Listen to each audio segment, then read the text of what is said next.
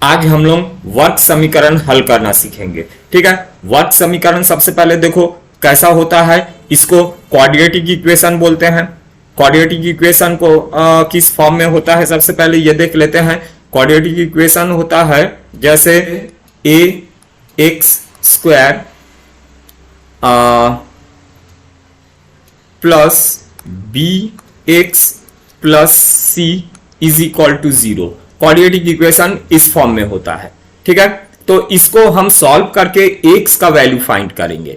तो सबसे पहले देखो गुणनखंड में कैसे इसको अलग करते हैं। एक वर्ग समीकरण को दो गुणनखंड में कैसे अलग करेंगे या क्वाड्रेटिक इक्वेशन में को दो फैक्टर में किस तरह से हम लोग अलग करेंगे, सबसे पहले ये देखते हैं।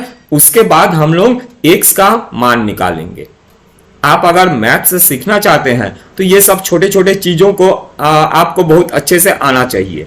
ठीक है, तो चलो फर्स्ट क्वेश्चन देखते हैं। ये फर्स्ट क्वेश्चन हमारे पास है X square minus 3x minus 10 is equal to 0। ठीक है, तो यहां पर देखो मिडिल टर्म स्प्लिट करना है, माने ये बीच वाले को स्प्लिट करना है। तो एक्स स्क्वायर और माइनस 10 अपने जगह में रहेगा। तो ऐसे में क्या करते हैं, दो ऐसे नंबर ढूंढो। सोचो जिसको मल्टीप्लाई करे तो ये 10 आए। ठीक है, और वो दो नंबर को प्लस या माइनस करे तो ये 3 आए। ठीक है, तो 10। ठीक है, दो नंबर कौन सा होगा, मल्टीप्लाई करे तो 10 और वो दो नंबर को प्लस या माइनस करे तो 3। तो 5 2 जा 10, ये 5 और 2 ये दो नंबर है। ठीक है, तो 3 को हम लोग क्या लिख सकते हैं, 5 माइनस 2 लिख सकते हैं। तो अब यहां पर ये एक्स स्क्वायर अपने जगह में रहेगा, माइनस 3x को हम लोग लिख सकते हैं माइनस 5x प्लस 2x। ठीक है, minus 5x plus 2x 3x होता है, माइनस 3x होता है, और माइनस 10 ये सारे चीज अपने अपने में जगह में रहेगा इज इक्वल टू 0। ठीक है, ये मिडिल टर्म स्प्लिट हो गया। अब फर्स्ट दो टर्म जो है इसमें से हमको कॉमन निकालना है। तो इन दोनों में से कॉमन क्या है, एक्स स्क्वायर और माइनस 5x में से x कॉमन है तो x निकल जाएगा। बचेगा क्या, x माइनस 5 बच गया है। ठीक है, फिर नेक्स्ट दो टर्म में से क्या निकल रहा है, 2 निकल रहा है। यहां 2 है और ये 2 5 जा 10 होता है, तो दोनों में 2 है, 2 निकल गया। तो बचा क्या है हमारे पास, x माइनस 5, 5 2 जा 10 होता है, 2 निकल गया, 5 बचा है, इज इक्वल टू 0। तो अब देखो ये प्लस है, प्लस के दोनों तरफ क्या है, x माइनस 5 और x माइनस 5। तो यहां से x माइनस 5 जो है ये कॉमन निकल जाएगा और बचेगा क्या, x प्लस 2, ये x और प्लस 2 बचा हुआ है, तो x प्लस 2 ये बचा है इज इक्वल टू 0। तो ये जो वर्ग समीकरण था ये देखो दो गुणनखंड में ये अलग हो गया। ठीक है, फैक्टर दो फैक्टर मिल गए इसका। अब x का मान निकालना है, तो सबसे पहले x माइनस 5, x माइनस 5 को 0 के इक्वल ले लेंगे, इज इक्वल टू 0 है, तो x इज इक्वल टू 5 हो जाएगा, 5 इधर शिफ्ट हो गया। अब दूसरा वाला जो फैक्टर है x प्लस 2, इसको 0 की इक्वल लेंगे, तो x इज इक्वल टू तुम्हारे पास माइनस 2 हो जाएगा।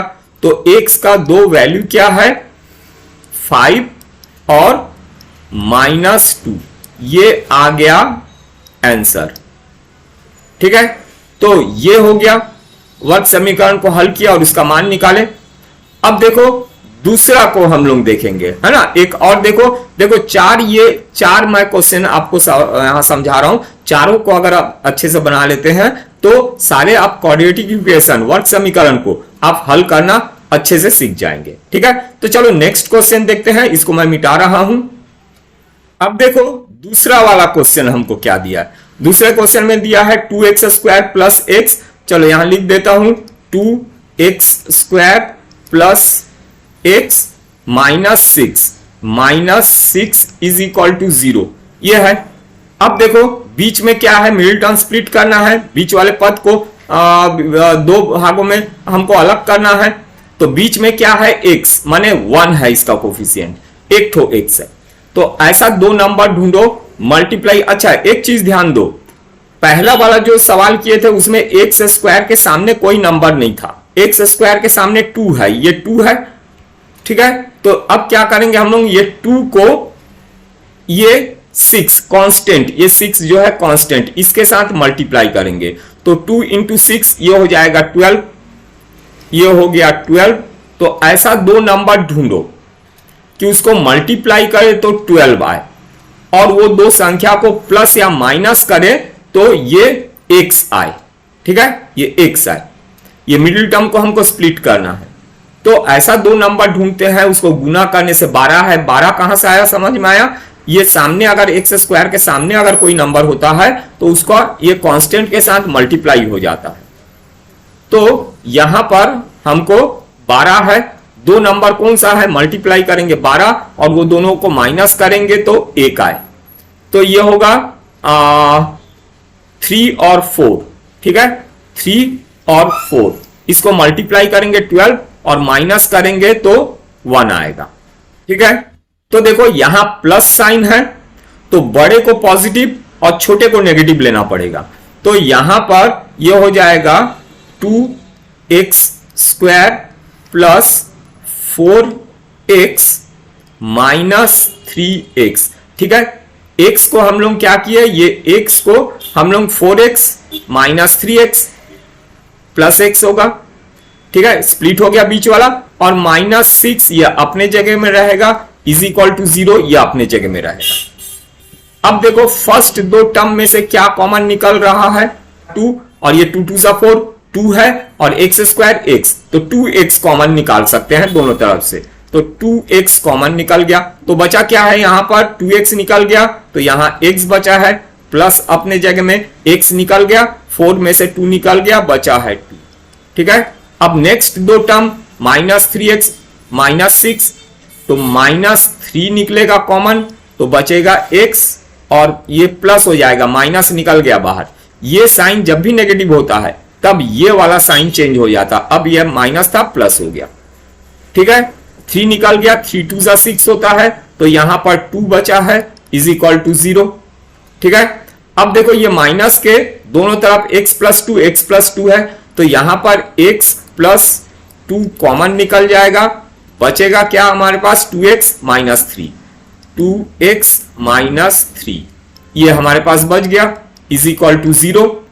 अब देखो वो जो वर्ग समीकरण है वो ये दो फैक्टर में अलग हो गए, ठीक है, x प्लस 2 और 2x माइनस 3, ठीक, गुणनखंड हो गए, गुणनखंड करना सीख गए।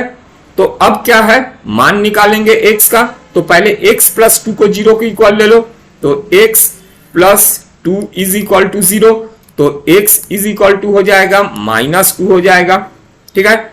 अब 2x माइनस 3, 2x माइनस 3 को 0 के इक्वल लोगे तो 2x इज इक्वल टू 3 हो जाएगा, और x इज इक्वल टू 3/2, ठीक है। तो यहां पर x का दो मान हमारे पास आ गया, -2 और 3/2, ये x का आंसर आ गया, ठीक है, समझ आ गया। एक तो और देखो, अगर रूट वगैरह रहेगा, कई स्टूडेंट को मैं देखता हूं अगर उनके पास रूट आ जाए या डेसिमल आ जाए या फ्रैक्शन आ जाए तो वो घबरा जाते हैं, वो सवाल को नहीं बना पाते हैं, ठीक है, घबराते हैं उसको बनाने में।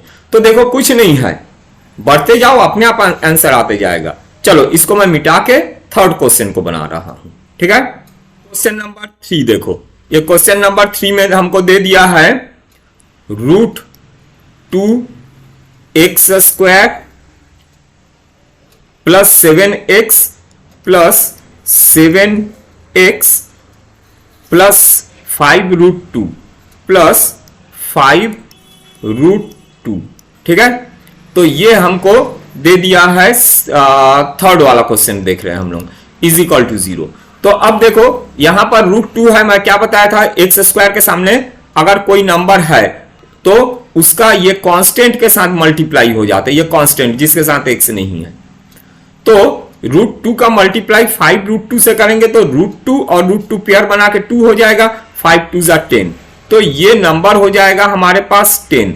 ऐसा दो नंबर ढूंढो, वो दो नंबर को अगर मल्टीप्लाई करे तो 10 आए और वो दो नंबर को प्लस या माइनस करे तो 7 आए।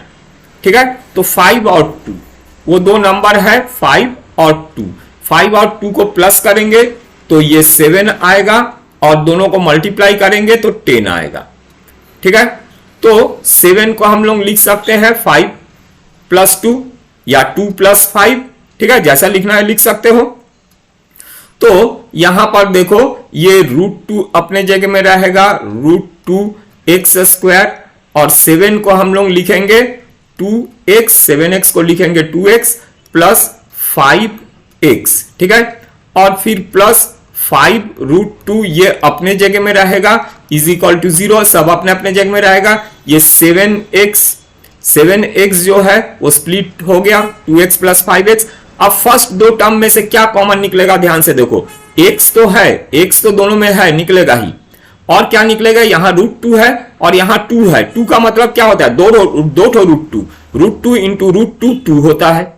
तो √2 इसमें है 2 ठो, यहां 1 ठो है तो √2 निकलेगा, √2x निकल जाएगा।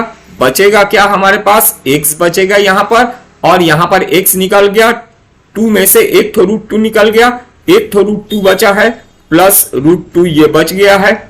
अब नेक्स्ट दो टर्म जो है इसमें से क्या कॉमन निकल रहा है, 5 कॉमन निकल रहा है, प्लस 5 ये कॉमन निकल गया तो बचा है यहां पर x प्लस √2 बचा है इज इक्वल टू 0 अपने जगह में। अब देखो ये प्लस के दोनों तरफ x प्लस √2 है तो ये x प्लस √2 और ये x प्लस √2 निकल जाएगा, x प्लस √2 कॉमन निकल गया तो बचा क्या है हमारे पास 2x प्लस 5। ठीक है, तो ये √2x और ये प्लस 5 बचा है तो √2x प्लस 5 ये हो गया फैक्टर इज इक्वल टू 0। ठीक है, तो वो जो वर्ग समीकरण है तो उसको दो गुणनखंड में वो अलग हो गए, दो फैक्टर मिल गया उसका। अब x का वैल्यू फाइंड करने के लिए फर्स्ट वाला फैक्टर को 0 की इक्वल लो, माने x प्लस √2 को अगर हम 0 के इक्वल लेते हैं तो x is equal to minus √2 होगा, और अगर हम √2x प्लस 5 √2x प्लस 5 को 0 के इक्वल लेते हैं तो हमको मिलेगा x इज इक्वल टू 5 इधर चले जाएगा तो ये होगा -5 डिवाइडेड बाई √2, यहां जो था वो शिफ्ट होके ये नीचे आ जाएगा √2। ठीक है, तो x का दो वैल्यू क्या मिल गया हमको, x इज इक्वल टू -√2 और -5 बाई √2, ये आ गया हमारा आंसर। ठीक है, अब एक तो और देख लो, ये रूट वाला देख लिया, अब इसको देख लो, नीचे ये फ्रैक्शन में दिया हुआ है, इसको भी अच्छे से समझ लो तो पूरा अच्छे से समझ में आ जाएगा। और इसको अच्छे से आपको प्रैक्टिस करना है ताकि वर्ग समीकरण को हल करना आप अच्छे से सीख जाओ। ठीक है, मैथ्स वगैरह जानने के लिए ये सब छोटे छोटे चीज आना जरूरी है। तो चलो मैं इसको मिटा रहा हूं, मिटा के ये 4th वाला क्वेश्चन को स्टार्ट कर रहा हूं। ठीक है, अच्छा अब देखो ये 4th क्वेश्चन को। ठीक है, तो यहां हमको दे दिया है 2x² minus x plus 1/8 is equal to 0। ठीक है, तो सबसे पहले हम क्या करते हैं, 8 से सबको मल्टीप्लाई कर देते हैं। तो ये जो फ्रैक्शन में है 1/8 है, 8 कैंसिल होगा, अगर 8 से यहां पर हम लोग मल्टीप्लाई कर देंगे तो 8 कैंसिल होगा, तो 8 से सबको मल्टीप्लाई कर दो। ठीक है, तो 8 से सबको मल्टीप्लाई करेंगे, यहां पर करेंगे तो 16 हो जाएगा, 8 2 जा 16 x², फिर -8 से यहां मल्टीप्लाई करोगे तो ये हो जाएगा 8x, प्लस यहां पर अगर 8 से मल्टीप्लाई करोगे तो 8 कैंसिल होगा, 1 इज इक्वल टू 0। ठीक है, तो नीचे का ये जो फ्रैक्शन था ये हट गया। अब देखो x² के सामने 16 है, 16 का मल्टीप्लाई ये 1 के साथ हो जाएगा तो 16 1 जा ये होगा 16। अब ऐसा दो नंबर ढूंढो कि वो दो नंबर को अगर हम मल्टीप्लाई करें तो 16 आए और वो दो नंबर को प्लस करें तो -8 है आए, ठीक है। तो देखो प्लस या माइनस कुछ भी करें तो हमको ये मिलना चाहिए, तो 8 -8 आना चाहिए। तो -4, दो नंबर 4 और 4 है, ठीक है। इन दोनों को अगर हम प्लस करेंगे तो 8 आ जाएगा, ठीक। तो -4 और -4 -8 होगा। तो 8 को स्प्लिट करेंगे हम, ये अपने जगह में रहेगा 16 x² अपने जगह में रहेगा, -8x को लिखेंगे -4x 8x होता है, +1 अपने जगह में रहेगा इज इक्वल टू 0, सब अपने जगह में रहेंगे। अब देखो फर्स्ट दो टर्म में से कॉमन क्या निकलेगा, x तो निकलेगा ही, और ये 4 4 से 16 होता है और ये 4 है, तो यहां से हमको 4x कॉमन निकल जाएगा और बचेगा क्या 4x -1, ये पूरा निकल गया 4x, माने यहां पर 1 बचा है, ठीक है। और यहां पर 4x -1। अब नेक्स्ट दो टर्म में से कॉमन क्या निकलेगा, यहां माइनस है, कुछ नहीं निकल रहा है, माने 1 निकल रहा है। अब जब भी यहां माइनस साइन होगा ये वाला साइन चेंज हो जाएगा, ठीक है। तो देखो -1 निकला है, तो ये होगा 4x -1 बचा है इज इक्वल टू 0, ठीक है ना, ताकि -1 से इसको मल्टीप्लाई करे तो फिर से ये हमको वापस यही मिले, माइनस माइनस प्लस हो जाए, ठीक है। तो कुछ नहीं निकला, माने 1 निकला, यहां माइनस है माइनस। अब देखो माइनस के दोनों तरफ क्या है, 4x -1 4x -1 है, तो 4x -1 और ये 4x -1 ये कॉमन निकल जाएगा, 4x -1 ये कॉमन निकल गया और बचा क्या है 4x -1, 4x -1 ये एक बचा हुआ है, ठीक है। तो देखो ये फैक्टर हो गए। अब x का मान निकालना है, तो x का मान निकालना है तो 4x -1 को 0 के इक्वल लेंगे इस फैक्टर को, ठीक है। तो 1 उधर जाके पॉजिटिव हो जाएगा और 4 नीचे आ जाएगा, तो x इज इक्वल टू 1/4, ठीक है। ये आ गया, इसको भी ये वाला फैक्टर को भी लेंगे तो भी 1/4 आएगा।